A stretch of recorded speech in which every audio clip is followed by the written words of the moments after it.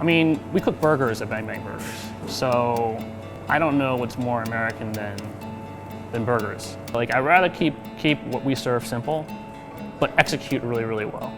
It might just be a burger, but that burger has to be seasoned properly. It has to be seared properly. You have to have like a little bit of the crustiness on the outside. The bun, toasted on the flat top, making sure that it actually gets toasted all the way through, and then flip over and do it on the other side. Perfectly melted cheese. For me, the cheese has to be just melted around the edges, and it's just warm through. And the sauce we serve on the side.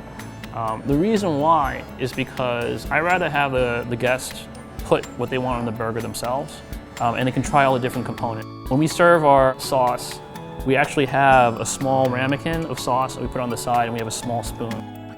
So what I always encourage people to do is use a little spoon, put a little bit on the burger, taste the burger. Now, taste the burger without the sauce. And then you actually have some contrast in terms of how you're eating. So every bite can taste a little bit different. The last component we have over here is our fries, which we prepare them in-house, so we cut them ourselves. I just want to try things that people will enjoy. If that includes using some Asian ingredients, that's fine.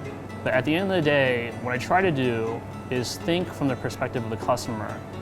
What would they like to try? What would make them happy? What would they enjoy eating? My grandmother actually, she had written a cookbook when she was younger.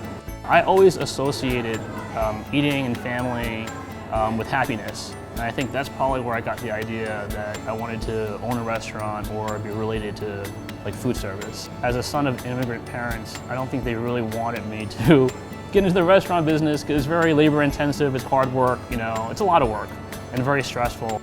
We opened up our first restaurant in November of 2013.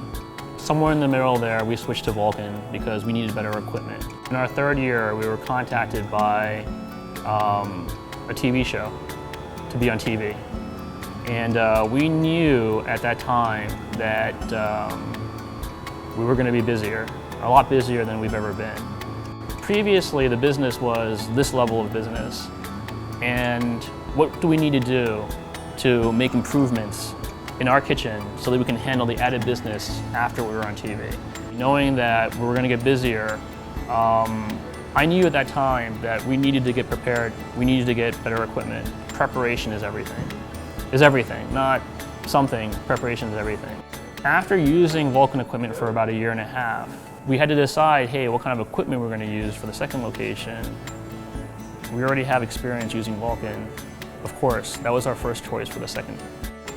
I realized that if I hadn't switched out the equipment, like, we wouldn't have been able to survive. Like, it was just too busy, you know? It's not good enough that you can serve food. It's harder to serve the food well when it's busy. That's the problem.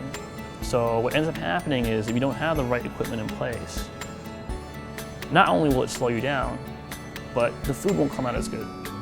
And then you're in trouble. And honestly, you can't be a busy restaurant that survives unless you have the right equipment in place.